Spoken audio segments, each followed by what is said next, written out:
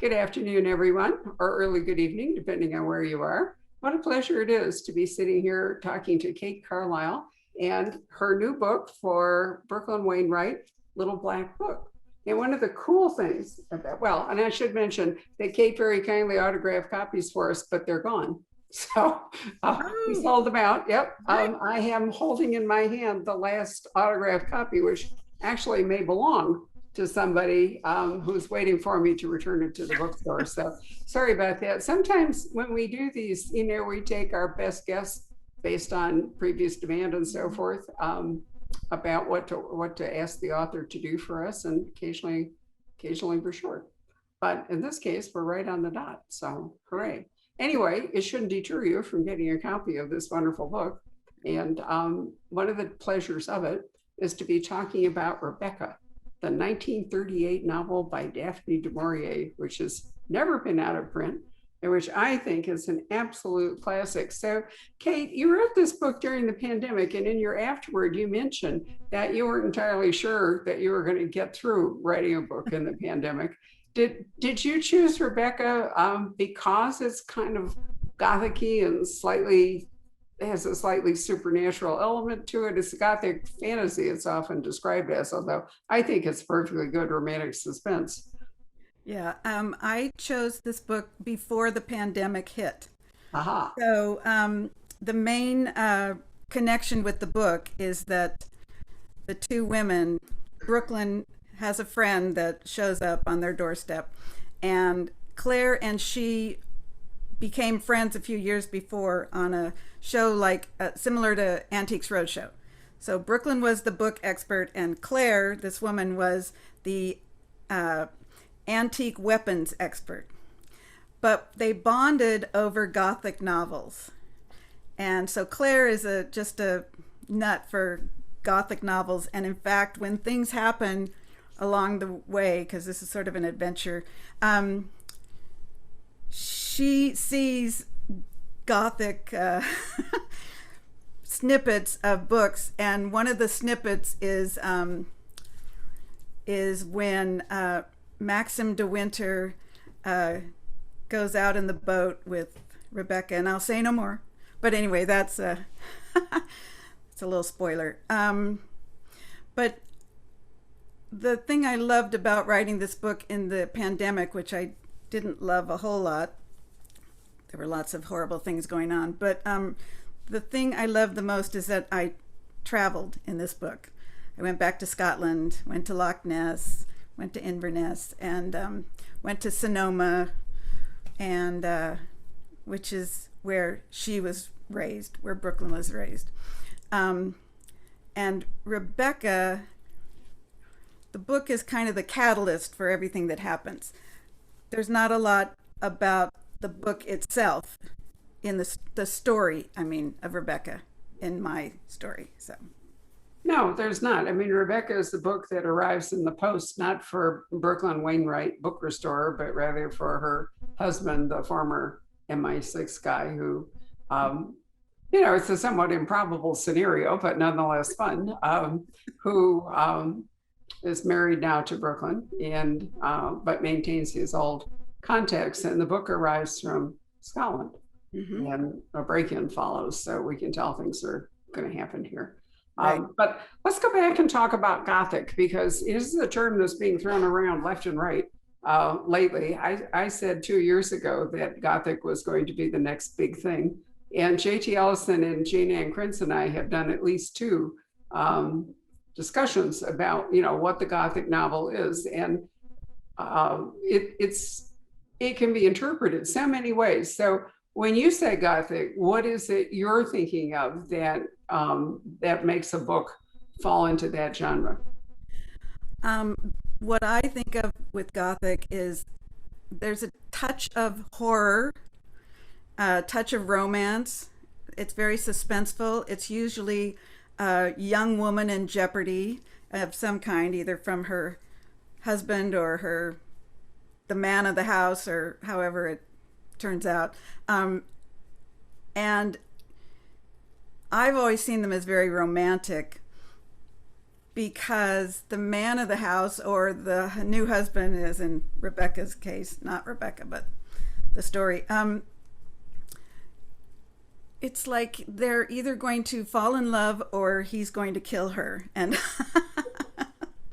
I love that kind of suspense. I just like the dark, wonderful, romantic-y flavors of all the Gothic novels that I've read.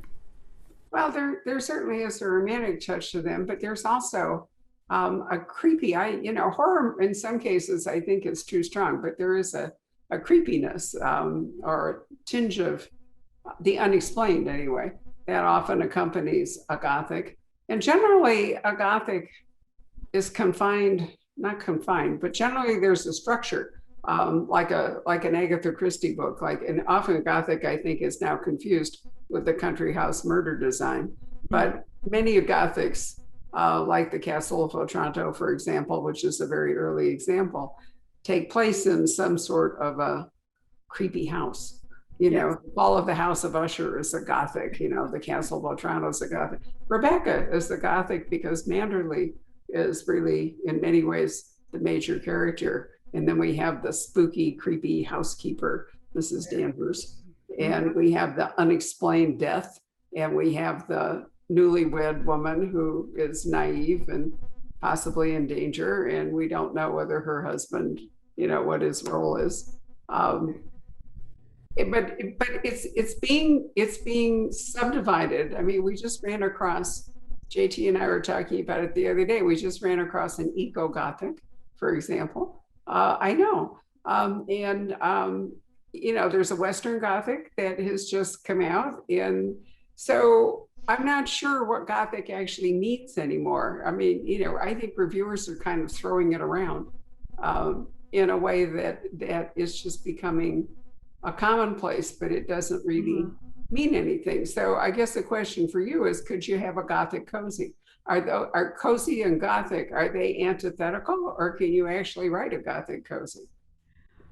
Well, I have a castle there. It's not really Gothic. I mean, the story isn't Gothic, but there are sort of, I guess you could. I know there's another author out there who just, she's also writing something akin to a Gothic, but her books are about a writer who goes to, an American writer who goes to England because she writes Gothic novels and she has, writer's block or something, so she decides to go to England and kind of get her mojo back.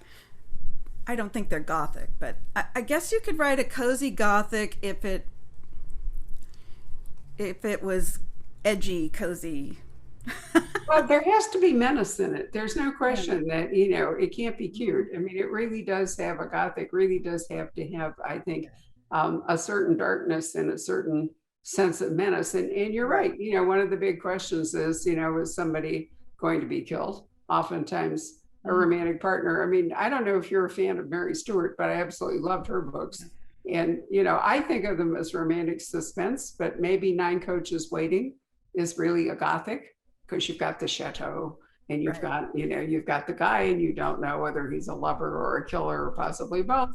And, you've got the naive young woman who shows up, well, not so naive, but anyway, she shows up to be, I think it's the governess. I haven't read it for a long time. Yeah. But the whole dynamic in a Mary Stewart book is there are always two guys. And you don't know till the end which one is going to prove to be the trustworthy one and which one is going to prove the villain. And the heroine's always trying to navigate her way through the story, so it's a trust no one in many respects. But at the same time, I think there are, in some of them more than others, there's a Gothic element to them because of the setting, as I said, like Nine Coaches Waiting, or what's her first book, The Mistress of Mellon. I think Mellon is one of those, isn't that like one of those grand English country houses where you can, yeah. And Victoria Holt wrote a whole, I love that kind of book. I mean, I read them all. And I think Victoria Holt wrote, in her way, a Gothic also. They were mostly Victorian, if I remember correctly. Yeah. I think they're mostly Victorian, and there's the young woman who's doesn't know who to trust. Basically, that's So do you a think lot you of can them. have a Gothic? I'd have to go all the way back and reread The Castle of Otranto, which I haven't probably read since I was 16. Was that a guy? I'm trying to remember, but I mean, can you have a Gothic with a man in that position? Does it have to be a woman? Well, traditionally, it's a woman because we're so frail and easily Lacking led. agency in the modern terminology, right? But Right. I'm not sure that you can't have one. If you have a young and kind of naive man, Hmm. I'm not at all sure you can't have a Gothic where he could be equally in jeopardy and you could have evil women. I like that. I, Yeah, I mean, I don't think that it demands. I mean, of course, this is a question I have hotly debated too, is whether mhm. you can write a cozy with a male protagonist. Does it always have to have a woman with some very cool job and some boyfriend for backup? Or in fact, can you have a cozy written by a guy? I have an author named David Wagner who writes books set in Italy with a protagonist who's a translator. But I really think of them as cozies, or on the Yeah. cozy side, and I've had some real arguments about that. What's your thought? Well, Dean James writes, Miranda James, The Cat in the Stacks. I mean, he writes a male writer and a male character. His, Right, his his librarian is right. Charlie is a male. So that works, and he falls in love with a woman. So that all works.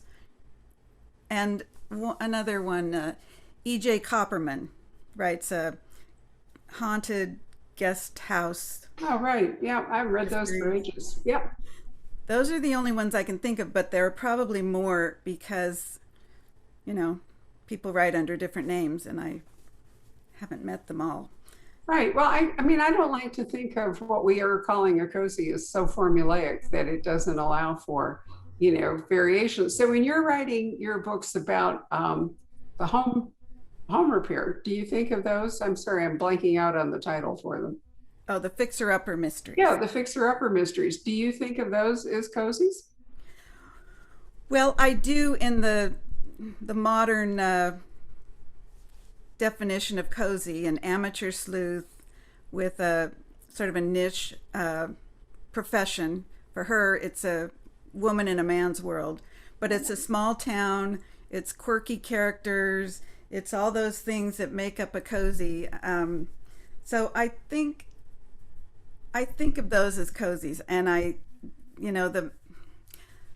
the murder isn't on the page, except I usually have the murder on the page, and there's blood, but you know, Well, it's not graphic violence. I mean, you're not no, right. it's not There's at no all. serial killer cozy that I'm aware of, nor would I Right. wish to read one. But you started out and you said amateur sleuth, which right there is not specifically, No. it's gender neutral. Mm-hmm. In that you could have a guy who's a chocolatier or or a famous baker or a famous chef or Mm-hmm. a not very good chef or whatever you want to do. I think it's the profession more than it is the gender. Yes. And you're right, generally they're not urban. Usually, Right. it's a smaller community. I suppose that you could isolate a neighborhood in a big city. Mm-hmm. I mean, Boston has distinct neighborhoods, New York has neighborhoods, Los Angeles has neighborhoods. So Mm-hmm. San Francisco. I mean, in theory, you could set one in a smaller community in an urban setting Right. and give somebody a really interesting job. So I'm wondering if part of the reason there's this big push on gender is that more women it's perceived that women read these books more than men. And I don't even know if that's necessarily true, but I have a gender neutral bookstore. So, I mean, I just noticed our last copy sold to a man in Texas. So, I mean, it's possible he bought it for his wife, but nonetheless, I never really think about, books slanted to either male or female readers because we have Yeah. such a fairly even distribution of them. But I'm not sure I doubt if that's the case normally. When I first started the Bibliophile Mysteries, my first book, I had no idea what a cozy was. I didn't know it was actually considered a cozy until I saw the cover with a Yeah, cat. And I just thought, there's no cat in my book. Turns out there was, but I didn't remember. right. But it's, yeah, it has been picked up by, I mean, a lot of women have gotten into it, and that's great. I'm all for that. But I think there are more men writing them than we might know about. But it's got all the elements of any other mystery, really, with an amateur sleuth. It's like Miss Marple, Yeah. from No, ages I ago. agree. I think Gideon Oliver, I loved Aaron Elkin's books. I mean, he won the Edgar for Old Bones, which is still one of my very favorite mysteries. And, I mean, in a way, they were really kind of a cozy. He was always examining dead bodies. So, it was hardly ever graphic. I mean, it was like usually the bones were already defleshed, so to speak. Well, they were, because he was Mm-hmm. digging up anthropological stuff. Right. And Gideon had a very specific profession, didn't love violence, was not skilled in martial arts. Usually Yeah. wherever he went was in a relatively uh, restricted setting. Mm-hmm. And I thought they were fabulous. And the British call books like P.D. James cozies. And, those are Wow. often really graphic and all. And so Yeah. I think for the British, a cozy is fairly synonymous with amateur, Yeah. rather than a police procedural, um, Mm-hmm. or a thriller. And I think in America, we have a narrower definition of it, which tends to have a certain, it's softer, I Right. guess would be the word. Yeah, and I think you nailed it when you said the profession is the key, because the profession has to be the, I mean, if somebody is starting to write a cozy today, the first thing they need to think of is the profession, because that's the hook and that's the niche that it falls into. If they don't want to write a cozy, they can just do an amateur sleuth in a darker setting, in a darker reality, in a darker world. But for a cozy, that profession is key, I think. And that's why you could be a man or a woman. Yeah, I think you can too. Well, let's talk about Brooklyn's profession, because you've obviously done a lot of work to work out what a book restorer does. And how she handles books and the tools of her trade. And also, why did you decide to make Brooklyn a book restorer? And then let's talk about how you boned up on book restoring so you could write authentically. Well, I used to take little book arts classes, and that was a favorite thing of mine. And I do have a friend back in the day who was a master bookbinder. And so he showed me a lot of stuff. But then I started taking classes. I was never going to be a bookbinder myself, unfortunately. But I took a lot of classes, and the idea sort of came to me because of this old friend of mine who was, just so skilled. And he would come and visit us for a weekend and stay at our house. And then he would take one of my books and send it back a month later, and it was just beautifully bound and soft leather and all that stuff. So that was kind of the genesis of the character. And then originally I wanted her to be going to New York for a book auction, or going to Lyon, where the famous book binding library is. And I tried moving her to the Edinburgh Book Festival in book 2, and I realized writing that book that I needed her whole family and all her friends to be there, because that's another part of what a cozy is that the secondary characters that make up the little community that she lives in, and make up the interactions and suspects and all that kind of stuff. So I had to get her mother and father there, a girlfriend, and then Derek had to be there. But anyway, that stopped after I went to Edinburgh because I didn't want to drag her whole family and all of her friends along on all these adventures. So she has a bookbinding studio in San Francisco, which is not a cozy town. But what did I know when I first started? But she does have a small town in Sonoma County, small town winery. It's all the things that I loved. It took me so long to publish a book that when I finally did, I put every aspect of my life and what I love into the books, which is the wine country and San Francisco, where I have family, and you know. No, I do. It really comes across in the books how much you love it. Dharma being the small town where Brooklyn and Derek are building their dream house, and her parents live there.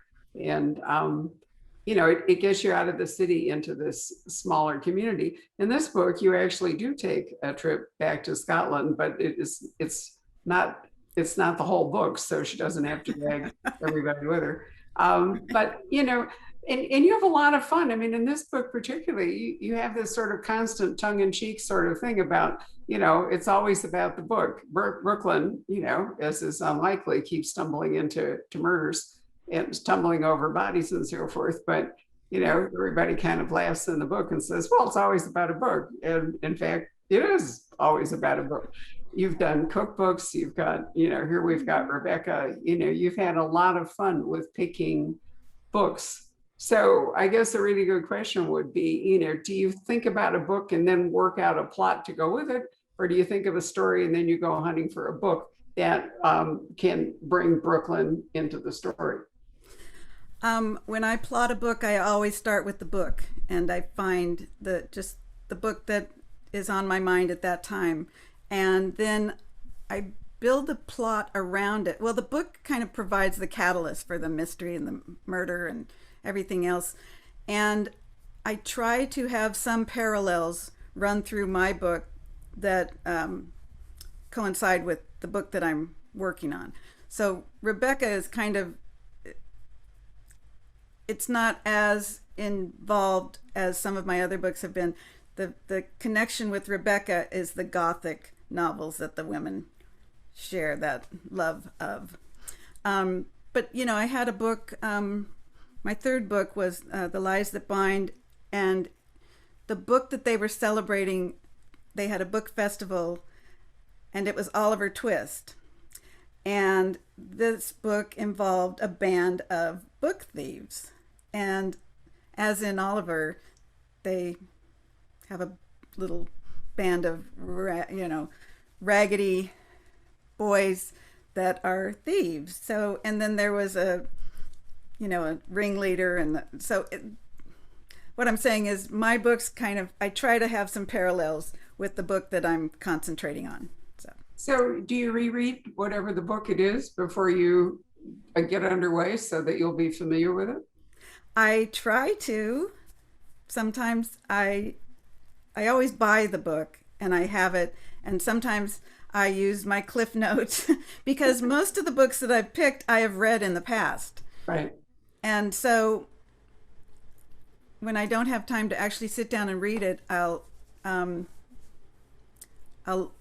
through it. I'll look at Cliff Notes, which is a terrible thing to admit, but that's what I do sometimes. And also I'll listen to the book on tape because then I can soak it in that way. Sure. But I have all the books that I've featured here in my bookshelf over there.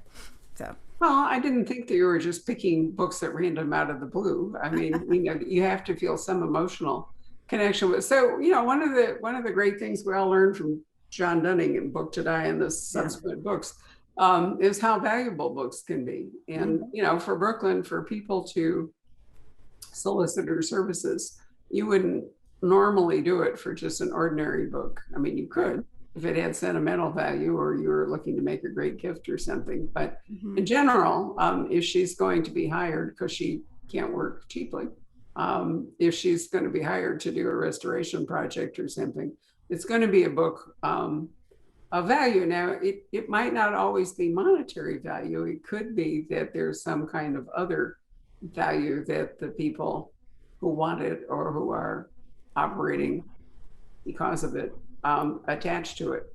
So, you know, and you're right, there are book fairs and, you know, book events all over the place. Actually, there's a very large percentage of cozy mysteries that are bookish. They're either Yes. about librarians or, you know, people who own bookstores or, but I didn't think there's anybody else who's in book restoring. Does this, I think you've got that one nailed down.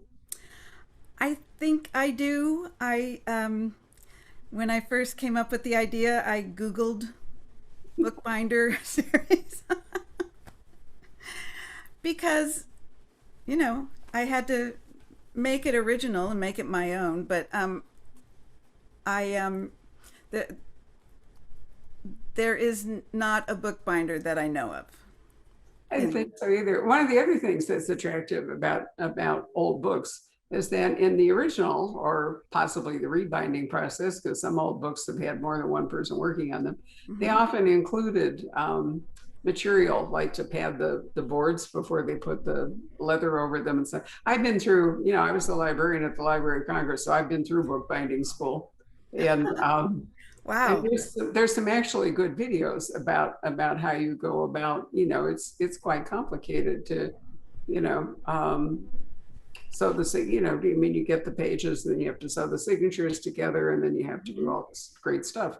And there are a lot of different schools about how to do it, you know, what kind of covers, whether there's embossing, what the spine looks like, you know, how you sew it together, blah, blah.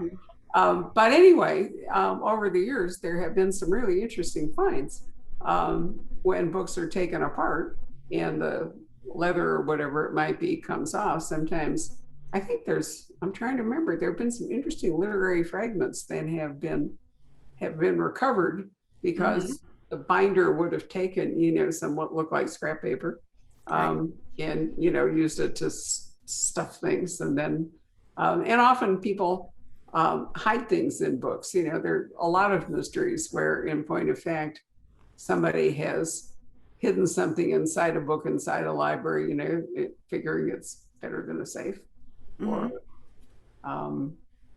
a code in a book. You know, books can become, really before computers, books were really an excellent code device. Lots of different. Yeah, this book, the Rebecca in my book is used as to send some messages back and forth. So there's some fun code cracking stuff that goes on that you must have enjoyed. Code cracking always makes my head ache. I mean, I'm just not good at that kind of thing. And, you know, there are books where you go through the whole explanation of what the code is and how the rest of it goes. And I tend to glaze over when I get to that, because I just want to get the answer. Me, you know, I'm not, my mind just doesn't work. I would never have prospered at Bletchley Park. I mean, I just I wouldn't either. I have my cookbook conspiracy. The book in that book is I made up. It was a cookbook from the American Revolutionary War, and the woman that wrote it was a housekeeper, and it was used to pass information back and forth about the war, the Revolutionary War. So that was very fun. But those codes were a lot more elaborate than the Rebecca. I mean, there's different kinds of coding, and the one in Rebecca was just, well, spoiler alert, that's marking off letters, you know, and making a sentence. And then don't go any further. But no, I like the way you did it. I thought it was extremely well done. There have been some other, I think one of them might even be real life about paper and codes. And one of them, a Spanish author, wrote a really interesting book about a dressmaker in Lisbon who passed information to the British by putting code into the dress patterns. Oh my gosh. Which I think, you know, is a variation on a theme. And it's certainly also been true in like pages of music, you know, where the notes, I mean, you know, so they're written documents or paper and ink, however you want to look at it, can be used in various ways. I really love the dress pattern one. I just thought that was so cool. That's fascinating. It really was. Yeah. But anyway, yeah. The other, I'm trying to think of all the different associations we have with books. I mean, you can have a diary, for example, that can be a really hot ticket because of revelations inside it.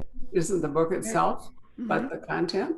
Um, you can, I mean, people used to really write, you Yeah. know, diaries and personal memoirs and Yes. commonplace books and notebooks and all kinds of things, which can reveal a lot. So you can easily build a plot around a family secret that, Right. some book may blow apart. Yeah. Um, The first book I wrote was had a secret inside the book, and it was a really devastating family secret that people were willing to kill for. yeah, well, yes, the other thing is you have to make the stakes high enough. If you're going to have a murder, it can't be, really, it doesn't sit well if it's a trivial motive. So that would be the other thing that must test you a bit, is trying to come up with something that's high stakes enough to cause somebody to kill somebody. Do you find that's difficult? Um, I I don't really. I usually come up with odd things. I mean, there's so many aspects of bookbinding and letterpress and paper making. One of my books is about a paper maker, and he was a rock star paper maker. He would come to book arts classes, and there would be groupies, um, and the story isn't about his paper making so much as it is about his relationship early on with Brooklyn and another woman. And so it's always about the book, but the murder and the mystery, I don't know. It's how it comes into my head, but I just enjoy it. Well, It it makes me works. crazy. So one of the nice things about Little Black Book is that the book that arrives at the door is addressed to Derek rather Mm-hmm. than Brooklyn. So right away you figure that it has to be tied to the UK, Right, and possibly tied to Derek's earlier career. right. And fortunately, he's kept in touch with many of his former colleagues, so he has Yeah. this kind of network. But let's talk a little bit about the local comp in San Francisco, because she is really cool. Have you had fun inventing her and writing her? Inspector Lee. Yes, I love her. She is so tough, and and Brooklyn tries to be friends with her each time, and then they won't see each other for a month or two or three, and then they see each other on a murder scene, and it's kind of like, of all the gin joints, once again you are on my murder scene. So, but I don't show them as good friends when it's in the book, but they have a relationship um, above and beyond, what I'm writing. They have a whole relationship in my head. Of course, it's all in my head. Got a bunch of crazy people running around my head, but um, Brooklyn has fixed books for her mother. And the way that Brooklyn kind of eases into Inspector Lee's world is actually through her mother, because she brought back a book from Paris in the book Supremacy, and she fixed it up and gave it to Inspector Lee for her mother. And before she left for Paris, Inspector Lee, she asked if she wanted something to be brought back from Paris, and Inspector Lee said, yeah, as long as it's not one of those stupid keychains with the Eiffel Tower on it. So of course Brooklyn brings her back a keychain with the Eiffel Tower on it, but she also brings back this beautiful little Chinese herbal book, because her mother is, you know, Chinese, and Inspector Lee is first generation Chinese American, and she's this gorgeous woman with long black hair, and she dresses just you know, She has a very Burberry cool coat in coats. this book. Just, I love the coat that you've given her, yeah, which I gorgeous would never wear shoes. in Phoenix because it's too hot, but it's obviously perfect for San Francisco. Yeah. Well, I'm in the desert too, so it's a vicarious thrill when I write her books, her stories. And what about the cupcake baking neighbor who has superior martial arts skills? Okay, that's another one I love, and she is Alex Monroe down the hall, and she is a high-powered businesswoman. Sorry, she runs her own company, and she comes home. She doesn't have any girlfriends because everybody she knows in her business are too uptight and high-powered. So when she comes home, she relaxes by baking cupcakes, and she is a master cupcake baker. And she and when she meets Brooklyn, they hit it off immediately, and Alex is very protective of Brooklyn. And she's trying to teach her some martial arts moves because Brooklyn has been, caught getting hurt. So Alex takes her to her dojo and teaches her the moves. But when Brooklyn introduces Alex to Derek, it's a few books back, the two of them have this silent realization and moment, and Brooklyn's like, what's going on here? Because Alex was an operative as well. Derek was an MI6. So the two of them kind of like, are you going to hurt her? Are you going to hurt her? Because Brooklyn also had a girlfriend that she took to Dharma and she tried to kill her family. So, she isn't always making the best choices of her friends. So Derek was very protective when he first met Alex, and Alex was very protective because she clicked with Brooklyn immediately. So anyway, Alex is a great character for me, and Alex finally got together with Gabriel, who was the second guy who was going to be back and forth between Derek and Gabriel, as we always try to start the little threesomes in these books. Derek wasn't having any of it. Derek wouldn't let me get involved with Gabriel at all. And my editor at the time said, you're going to have to find the best woman in the world for Gabriel, because she was in love. My editor was madly in love with Gabriel, so I had to find the perfect woman. I tried to get a masseuse, this little girl, at a party, and my editor said, that is not going to happen. Forget it. But finally, with Alex and Gabriel kind of clicked, and it's all good with everybody. So you're running kind of a marriage bureau here for our fictional characters. I love it. That's really fun. I want to know if the lemon meringue cupcakes that Alex bakes and brings over, is that your own recipe? I'm very fond of lemon curd, so I thought it was a real killer cupcake. That was my own recipe. I might have been channeling Jen McKinley, Yes. but that was my own recipe for that one. I was trying to work out the meringue frosting. I'm not all sure that I would like meringue frosting on a cupcake, but maybe it's delicious. But I love lemon meringue pie. So I do too.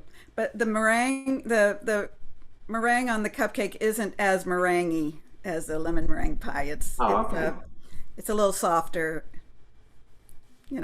So are you now at the point where every book you can come up with a new batch of cupcakes, 2 or 3? I never did recipes. That's another thing with cozies. They have recipes. Many of them do, yes. I didn't have a recipe until the Cookbook Conspiracy, which was my 7th book. And after that, I didn't always have recipes, but now I do. The last 5 or 6 books have had recipes. This book, Rebecca. I can look. Since I have black book. You do, definitely. You have cockaliki soup, which is a Scottish soup, and made with chicken and various things, which is delicious. You have coconut curry lobster bisque, which sounds fabulous, and Dharma lentil soup, hot and sour soup. You're really into soup in this book. Well, these are all soup recipes from the 4 places that she was. So she was in San Francisco. One is wine country. It's a lentil soup. I think it's sort of Yeah, new age kind of soup. I love lentil. One and one is Scottish, and the fourth one was something that they had on the plane, on the jet, the private jet that they all take to Scotland. And then the last recipe in there is cheesy scones, which Yep. are just delicious, and they go with everything. So I kind of tied it all together with the scones. Very nice. Now, when you do this, do you have? I've had these discussions with Joanne Flukenall, who half her books are recipes. So Right. she has to be really serious about it. Are these recipes that you test out in your own kitchen so you're sure that they're actually going to work? I test out them, and I also have an assistant, a virtual assistant, who loves to cook and bake, and so she will test them as well. And usually, when she tests them, we know that they're going to work.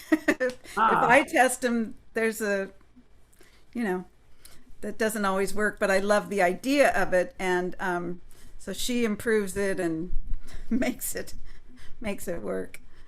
right. Well, I do think that readers often expect some sort of a bonus in a cozy. Hmm. Doesn't always have to be a recipe, although frequently it is, but usually it'll be something connected with the expertise, the special profession of the sleuth. And I always I think that's good because I think it caters to people who read mystery are always interested in learning things. Hmm. So I think that a lot of people bond, I think, to these books because of the profession, coming full circle back to where I was, because they're interested in what that is. And if you remember years ago, Berkeley threw out, I mean, you had the candle making cozy, you had the gourd sculpting Or, cozy, and all. yep. Some of them I thought were, I mean, I'm not saying there aren't people interested in that, but I thought that they went really niche, Yeah. and, Way down. um, possibly overdoing it. But it's hard to go wrong with recipes or things about books, or there are Yeah. quite a few that have to do with knitting, Oh, and yes. crocheting, and so you can always have patterns, and Right. tips on that. You can also have horticultural, flower arranging, or tips on Mhm. growing flowers. Jane Cleland's books I love because she always has cool antiques, Yeah. so you get to learn really interesting things from Josie Prescott about Hmm. whatever antiques are being featured. So Yes. I do think there's a certain pressure on authors, to have expertise, or at least present in an informed way, in what feels like an authentic way, Hmm. whatever the professional niche and skills might happen to be. Yeah. In one of my earlier books, I had a bookbinding glossary that a lot of people were interested in because she uses a lot of the terms and, just kind of, as you say, learning something new. And I also, I haven't put it in a book yet, but I've got a, a seminar that I've done on just keeping books healthy on a shelf, or how to tell when a book, a rare book, an expensive book, has been is fraudulent, because there's some of that going around too. So that kind of information, but these days it's mostly recipes.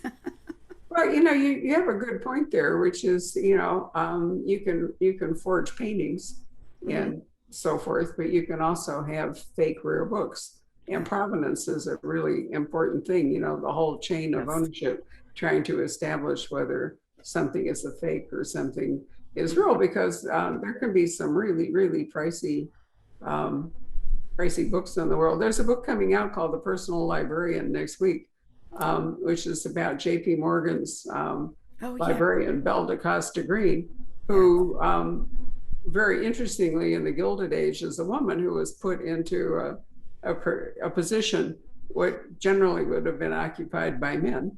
And not only was that interesting, but she was also Black, although she told everybody she was Portuguese, and that's why she was dark. But she was, in fact, an Afro-American woman, which I think is remarkable. But the real thing about her was her curatorial and bibliographic skills, which also involved, acquisition and maintenance and all the rest. If you go to the Morgan Library, they used to have a really cool film about her and about his collection. It's one of the really great private libraries, the Morgan Library Museum in New York. It's at 36th and Madison.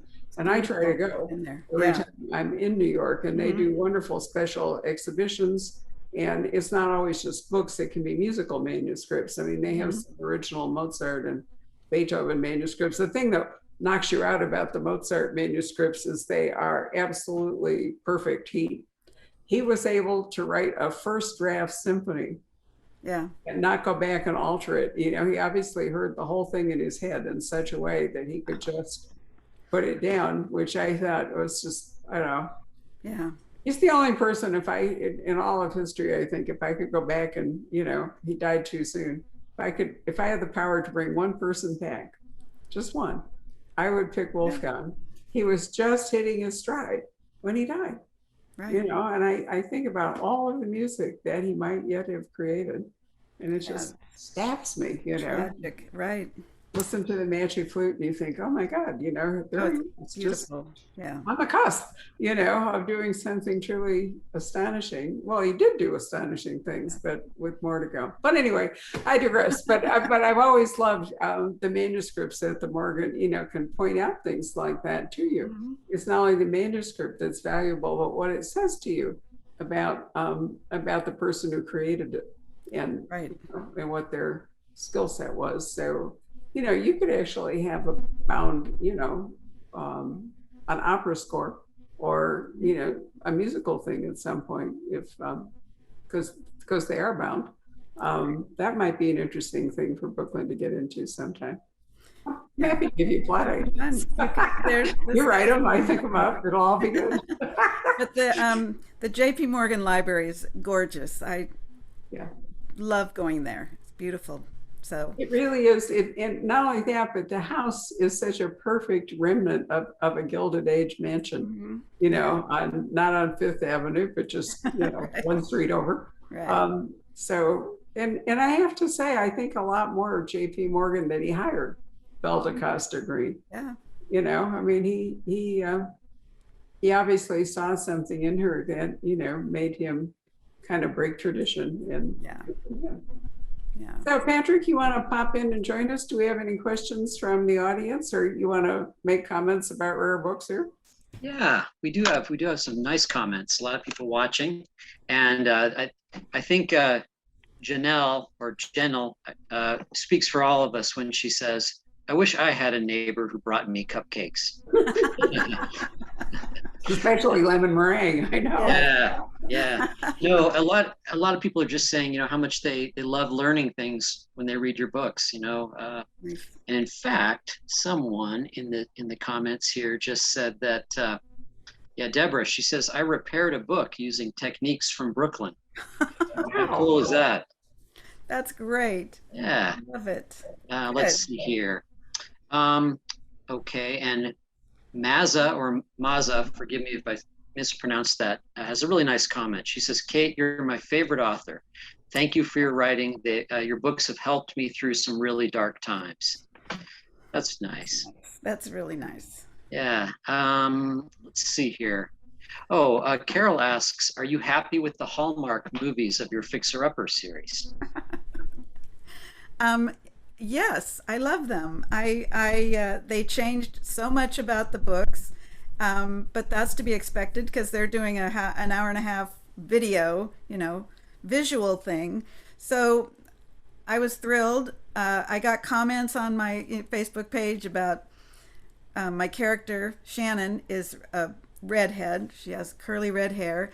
And so they were angry that Jewel was picked to play the character, and it's like, that is just the least of my problems, really.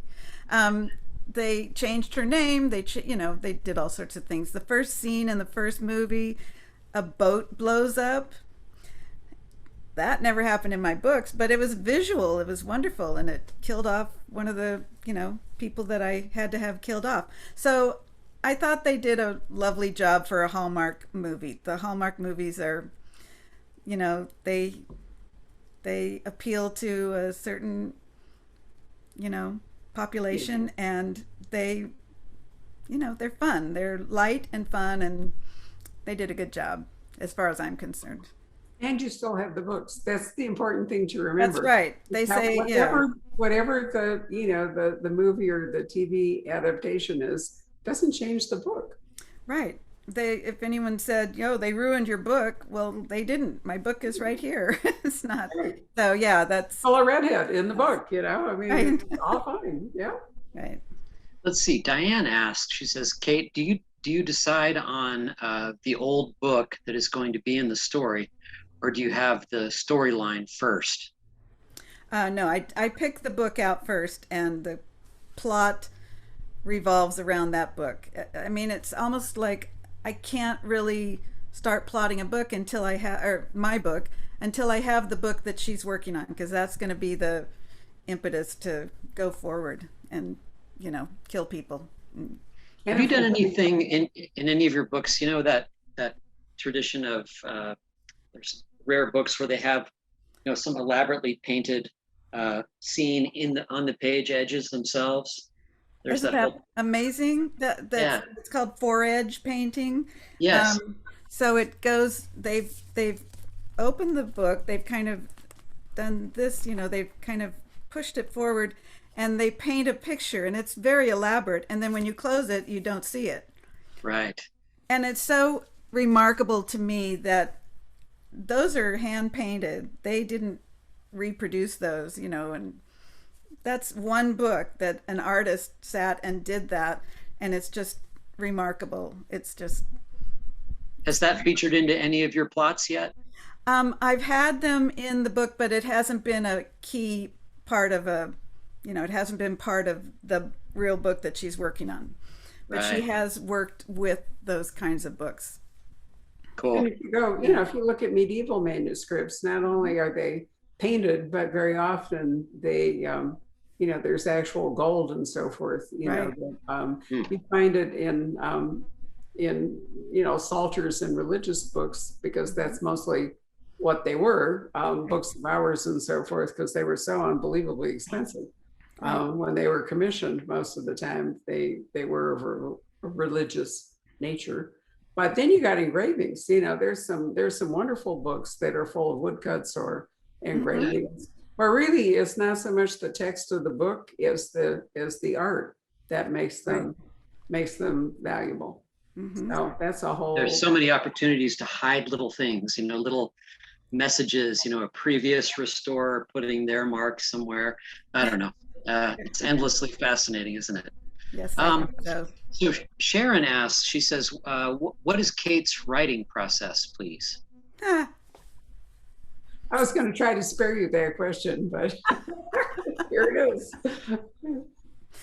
I work with a plot group. My girls, Paige Shelton and Jen McKinley, the three of us get together maybe twice a year. We used to get together at the Valley Ho in Phoenix, but now we Zoom together and we come with an idea. I usually have 6 or 7 pages outlined, and then we brainstorm and we come up with an opening or a scene or a new character that might add something to it, or a certain suspect that would be better than this suspect. So I work with a group, and then I write a long synopsis, and then I start writing the book, and then I get completely lost and freak out, and I panic and I cry, and then I remember that I had a synopsis and get back into the book. So that's my process. It's horrifying. It's really messy, isn't it? It's very messy, but it works. In the end, it all gets together. Do you shoot for a certain number of words a day, or do you spend a certain amount of time behind the computer? Yes, I actually am organized in that way. I try to write a couple thousand books, a couple thousand words a day, and I keep track of it on a calendar, and I'm very good about that. But the writing itself is just like, it's great. It's fun and crazy. That's my process. It's just I write down the words every day, and I figure out how many words I have to write per day to get to where my deadline hits. So if I have 3 months, then I break it down into, daily work. So you're still doing 2 books a year? Yes, I'm still doing 2 books a year, one, for each series. And sometimes it just seems like too much, but I get it done. I used to write 4 books a year, so it's crazy. Well, I was just going to say, it seems like there could be a real obvious through line between both series, fixing up and restoring old books, old homes and old books. And Yes. there's a lot of, yeah. Yeah.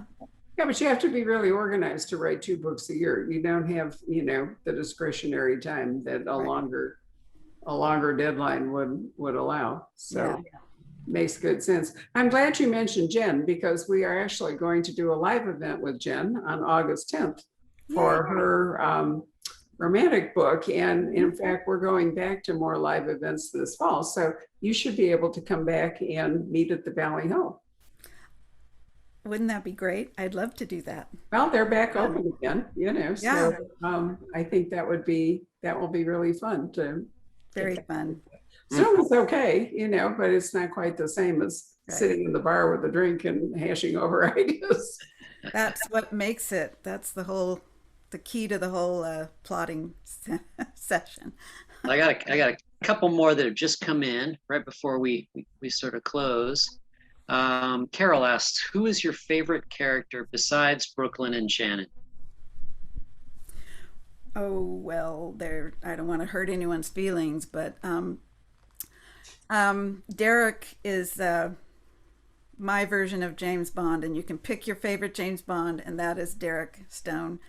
And I loved him from the very beginning. He just clicked for me. But I also love her mom, and these are real people in my head. I talk about them like they're my family. I don't know. I like them all, but Derek would be the one that like picking a favorite child, right? Right. Each parent probably really has one. They just won't admit it. Right. They can't talk about it. Right. Okay. Wendy asks, will the characters in your series, in your different series, ever meet? Well, I've thought about that, and they could, there could be a way to make that happen. But it's funny, speaking of Jen again, she has a Library Lovers Mysteries, and I have the Bookbinder Mysteries, and we thought that our 2 characters could meet up at the Library of Congress and do a novella or something someday, maybe. Wonderful. I can be your consultant. Yes. Perfect. We can all drink at the Valley Hill and talk about it. No, I think that's a great idea. As I mentioned earlier, I'm always surprised not surprised. I should do a count of how many books in the cozy field are about books, whether librarians or whatever. I mean, it's sort of a natural fit. If you think Glad you held up the book, because there was a question that I lost track of earlier where somebody was saying, your covers are so great. Do you have a lot of input into them? I sort of do. I send pictures and photos, and they always want to see what the cat looks like, and I send a picture of a cat that I'm having fun with at that time. That castle, I sent a picture of the castle on Loch Ness. And,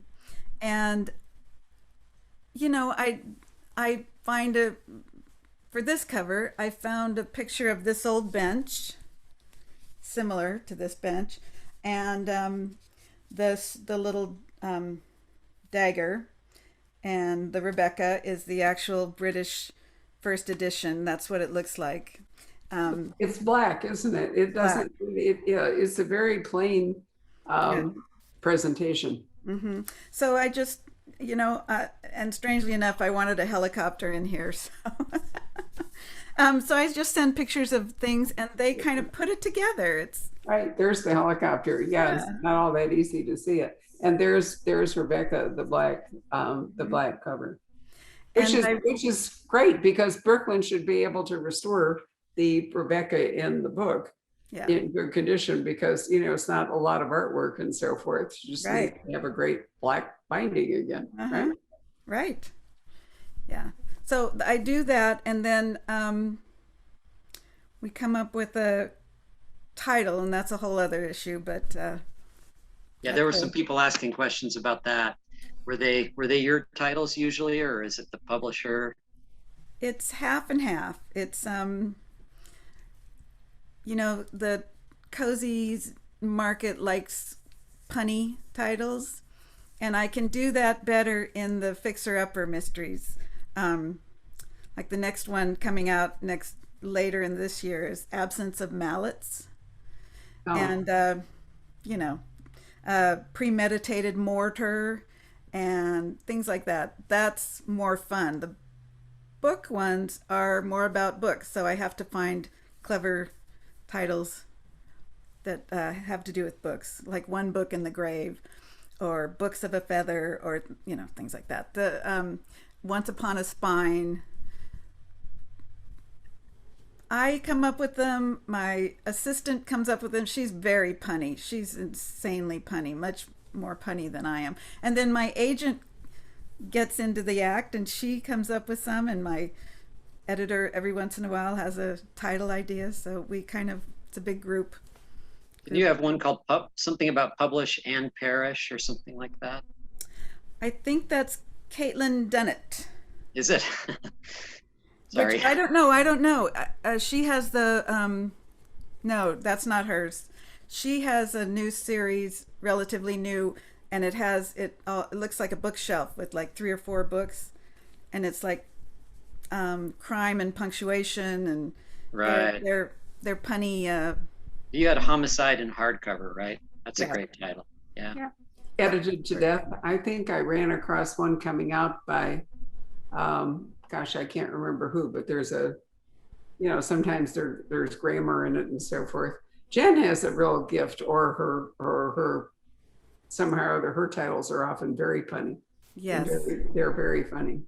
We when she does the libraries, we fight over titles because they both are bookish, Right. and I'll come up with one, and I I said, "Wait till you hear my new title." And we go back and forth and fight over titles because they're bookish. She can go more with the library and do or die, that sort of thing with the library issue, but we have a good time with those Books titles. can be deceiving and Yeah. Oh right. yeah, I killed for that one. That's Does Premeditated Jen's. mortar is great. I love that. Yeah. Premeditated. That's fantastic. and you can do Do a you have lot. a long list of them? Are you always kind of coming up with ideas, or do your fans send in pun ideas? Once in a great while, a reader will send something in. But yes, I have a list. Oh my God, it must be 10 pages by now. But yeah, I'll come up with 4 or 5 at a time, and I'll put it in the document, and yeah, it's long. Anything else, Patrick? Well, a lot of people are saying, wow, it would be great to have, Kate and Jen do a book together, or a novella, or Kate and Paige do a book together. Or here's somebody who says a meetup with Jen's librarian in Brooklyn would be very interesting. Yeah. And Yeah. they could meet at Page's Scottish Bookshop in Edinburgh. Yes. So yeah, Yes. you guys could do some sort of a collaborative novel. That would be a lot Mhm. of fun. That would be very fun. We did talk about having a plot group in Scotland next year. Oh, all right then. Better than the Valley Ho, huh? Hmm. Well, yeah. Castle or the Valley Ho. Valley Ho is probably more fun. Well, I think the Scotland thing could be fun. Paige is obviously having a very good time with her Scottish bookshop series. Oh, it's fun. Of course, she's looking a lot at Scottish authors, you know, which makes perfectly good sense if you have a bookshop in Edinburgh. But fortunately, the Scots wrote lots of books. There's a very wide field of Scottish authors that she can tap into, you know, modern and older. So I think that's great. Patrick, anything else? I think that's about it. All right. Well, it's really been a pleasure, Kate, as always, to talk to you. Every once in a while, it's fun to do one just us, because oftentimes, you know, you're a group. So maybe when the Fixer Upper comes up, we can do a group thing. I love it. Anyway, here's this lovely book, Little Black Book. And if you're a fan of Rebecca, or you just, you know, fan of books in general, if you want to go to wine country, if you want to go to Scotland, this is your book. Right. So thank you for watching. There will be a podcast available in the next couple of days, and recommend to your friends who might have missed this that the video will be up and they can watch it forever. Your actual publication date is Tuesday, right, Kate? Yes. Right. So you'll be able to find Little Black Book at the Poison Pen or other bookstore of your choice on Tuesday. So it'll be perfect for 4th of July reading. Well done, Kate. Thank you. Right. So good night, dear. Nice to see you. Everybody. Bye, everybody. Good to see you all. Bye. Bye.